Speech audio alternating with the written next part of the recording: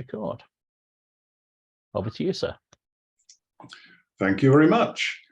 I'm going to spend most of this on a shared screen, and I just discovered that I need to make sure. Sorry, I didn't even realise which screen I was sharing then. Share sound. There we go. So you should be able to see the front page of the Generosity Learning Hub.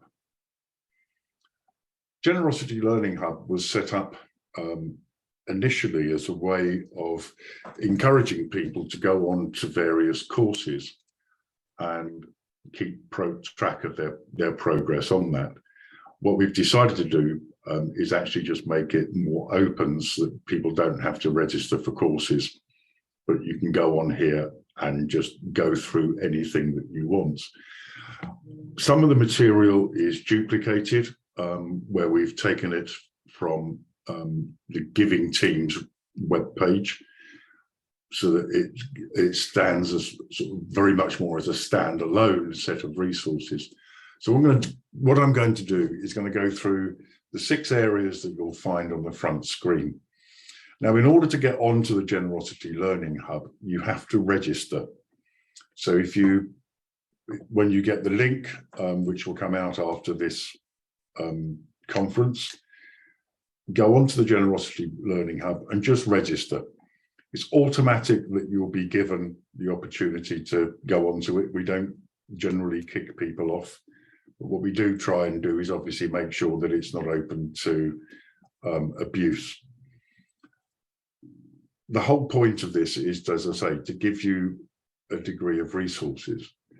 Now, one of the areas that we've got on here is the worship material, and you'll see that there's morning prayer, a service of the word, and the Eucharist.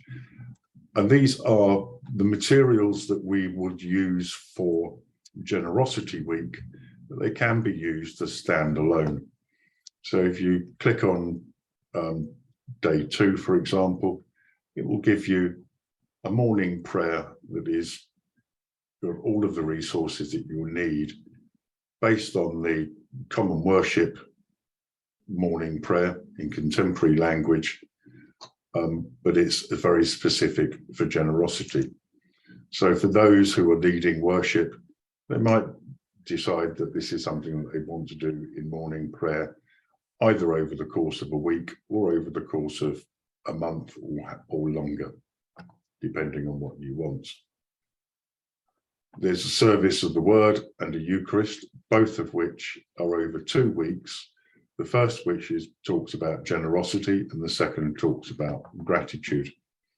Again, if you've been in the session on running a Generosity Week, you'll have already come across these resources.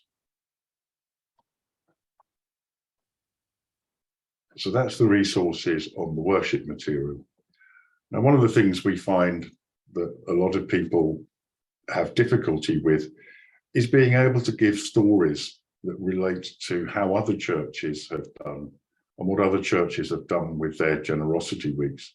So what we have here is a series of short videos that just give people the chance to have a look at how other people have done things and give you a chance to use those during workshops, during meetings, during PCC meetings, just to be able to show that other people have done work with generosity and that they do give the opportunity to see what's going on elsewhere.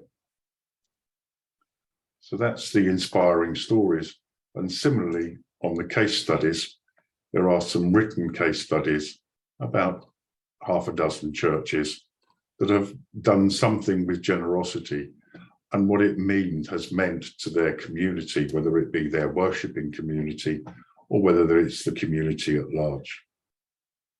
So that's 3 sets of resources that give you a chance to look at inspiring stories from elsewhere and to be able to use materials that you could use in your own worshipping community. The other 3 areas that are on the front page, the ones that are linked here, they are various courses. Now, if you click on that, it will take you to 3 relatively short videos relating to how Reverend Canon Raymond Adams has dealt with generosity when he moved from being a curate to being an incumbent in a church in Swindon. He talks about why it is the responsibility of clergy to talk about generosity, to preach about generosity. He then goes on to say, well, what can I do? And finally finishes off with some practical things about what can I teach and what can I do.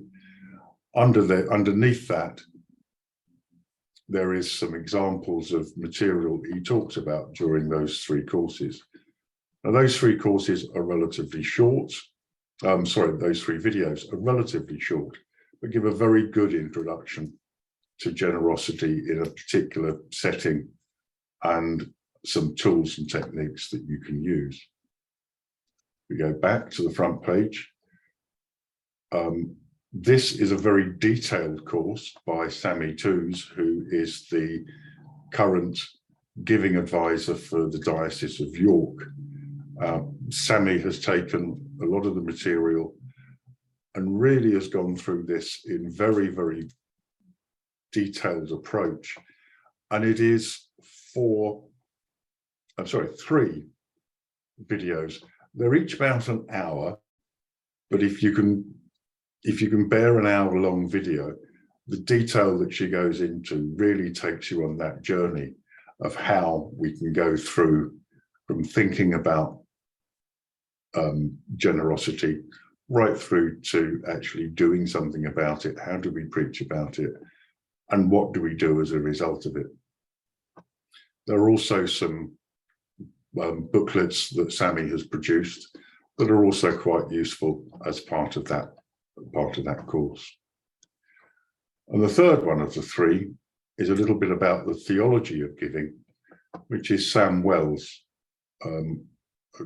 Some of you may have already come across Sam Wells, very successful London parish, who have a very successful outlook into life. And just to give you an example, I'm just going to run one of his videos. It lasts about 15 minutes, but it does give a very good flavour of the sort of material that's available on the Generosity Learning Hub.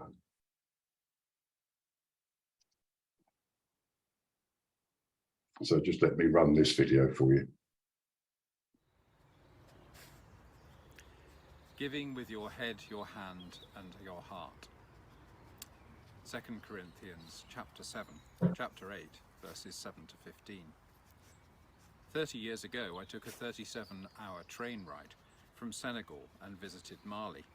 Mali is the poorest country in West Africa and one of the poorest in the world. I recall walking around the streets of the capital, Bamako. My first reaction was, wow, it's hot.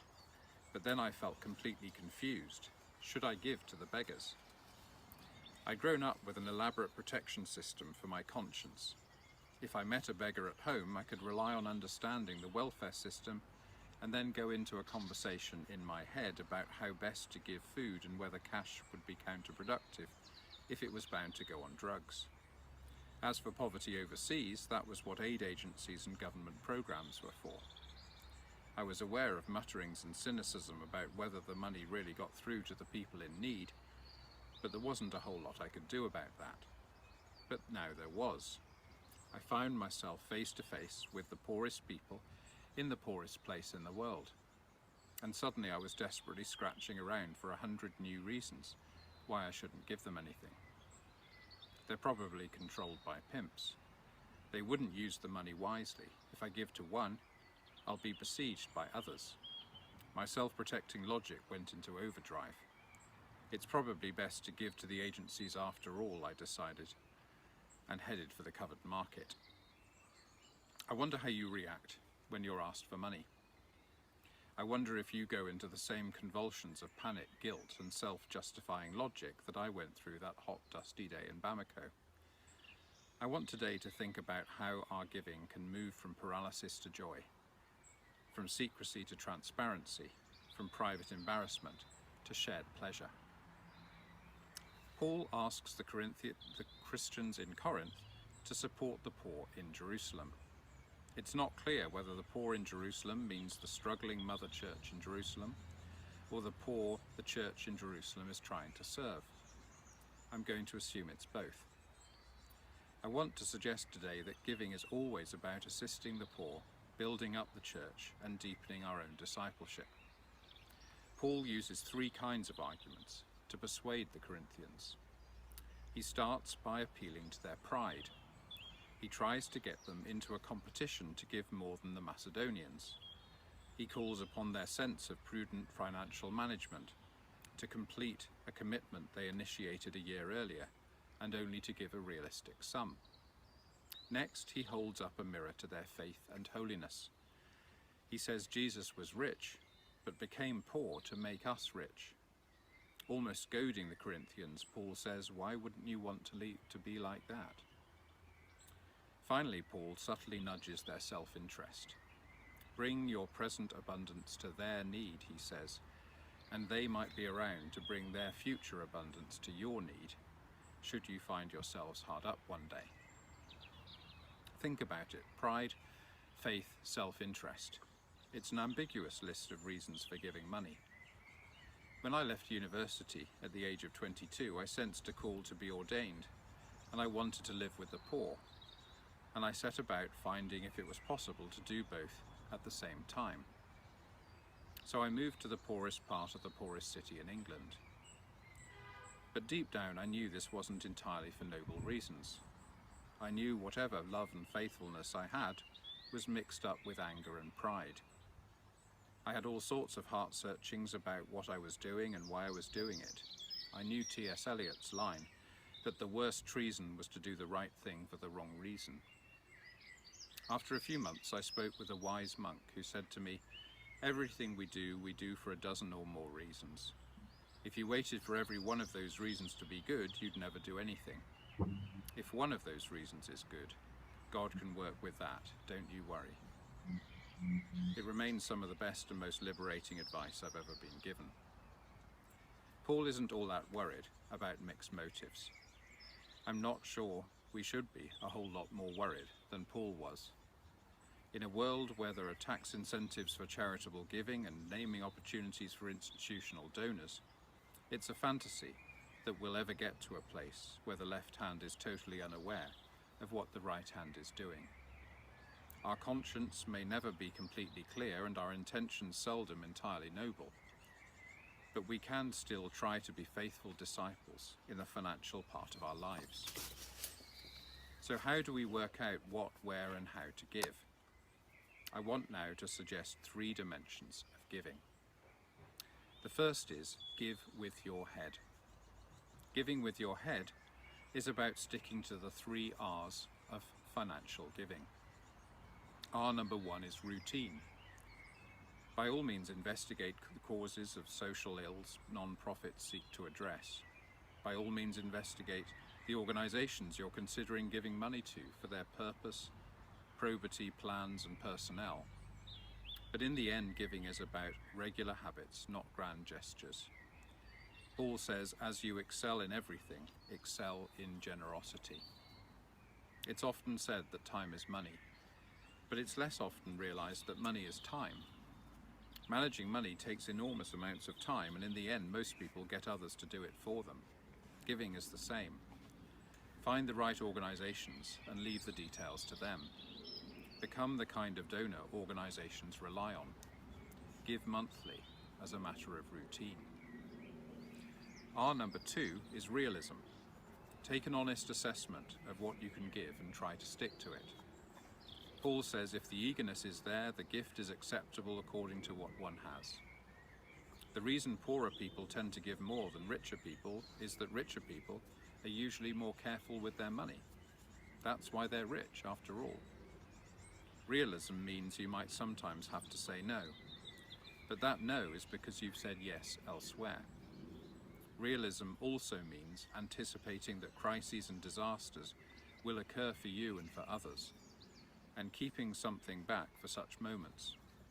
But realism isn't just for people on tight budgets. I heard one well-off person say that in tight financial times, it was for those who could still give generously to make up for those who currently couldn't. That's what I call eager realism. Our number 3 is relationships. There are things money can't do and things money makes worse. We've all probably had a friendship that's gone wrong somehow over the giving or lending of money. While giving money should become routine and be realistic, we should always remember that money is for making relationships, and relationships are never for making money. Paul's plea to the Corinthians is not to their wallets, but to their common baptism with the Jerusalem Christians. He's saying it's time to show what being one body means. Our fundamental need for relationship is more profound than our need for money. In the face of another's distress, we're best not leading with the checkbook and saying, "This is what I'd like to do for you," but asking the gentle question, "How do you need me to be with you?"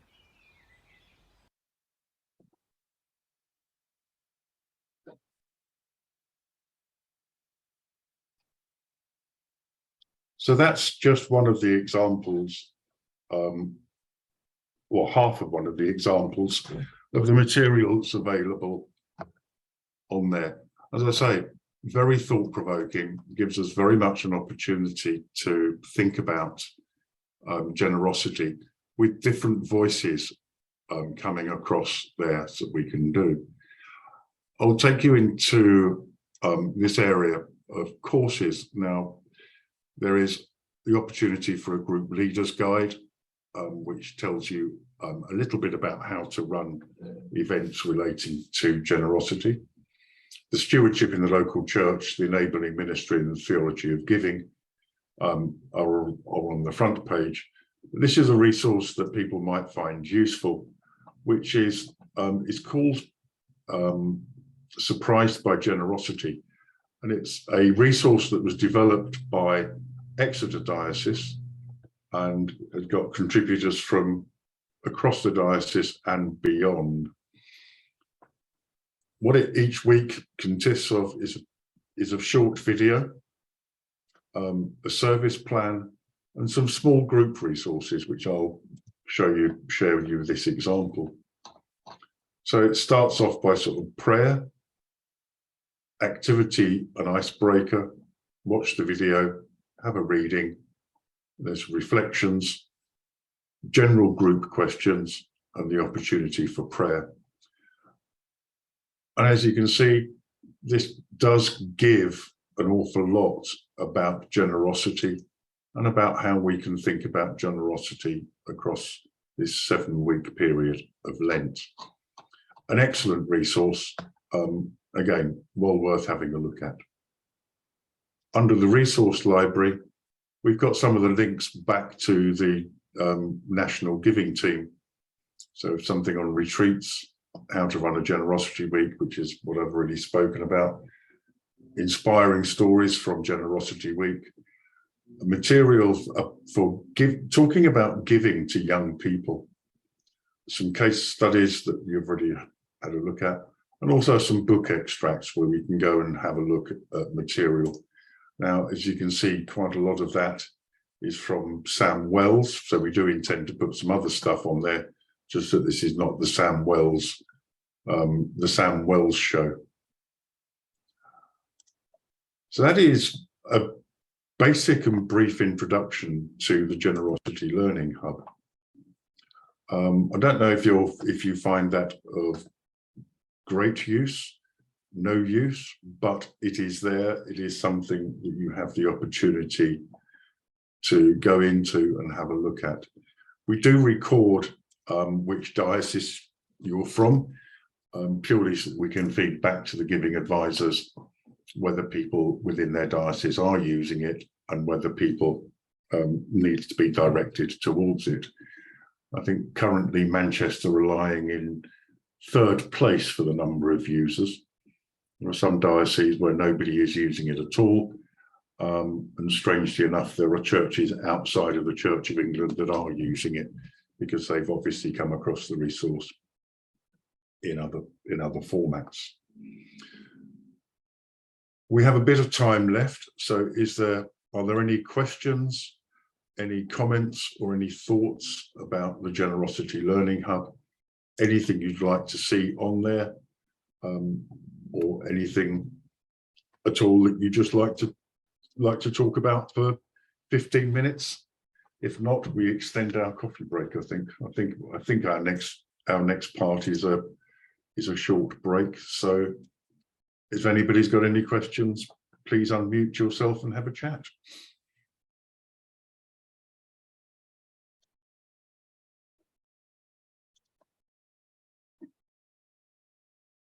No, nothing at all. You've either all fallen asleep or I've just described it absolutely perfectly. I think I'd also say I think it's just something really useful to explore. I specifically find it helpful to find something to do with young people, because I think helping them to understand what giving and generosity is about. I think it's really quite challenging for young people. I mean, a lot of young people are very, very generous, but I think we live in a culture which is increasingly can be quite self-centered. And certainly thinking about our young people at our church, to encourage them to think about giving, and perhaps giving primarily to the church is, I think, something they probably won't have considered really. And so it'd be really helpful, I think, for me to engage with that a bit.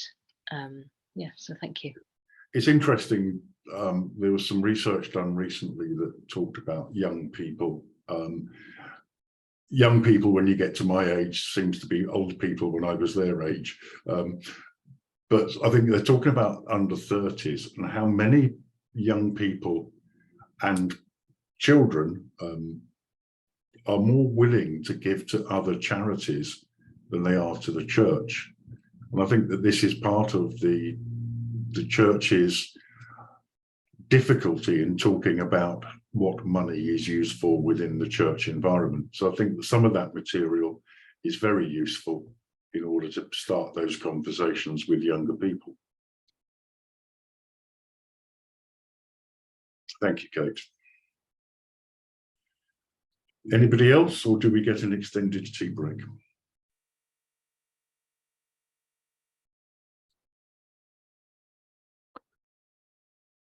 It looks like an extended tea break is on the cards for you all. Trevor, thank you so much for taking us through the Learning Hub. The video will be available later again in Hoover, as well as some notes if you want to come back and have a look at it at some other point. But yes, so we're finishing a little bit early, and as Trevor said, let me just check the agenda. Yeah, the agenda is tea and coffee until 3:30. So if you want to go and get yourself a cuppa, maybe a slice of cake if you've got one, and we'll see you for the closing address and closing remarks at 3:30 in the main room. Thanks very much. Thank you. Thank you. Bye-bye. Bye.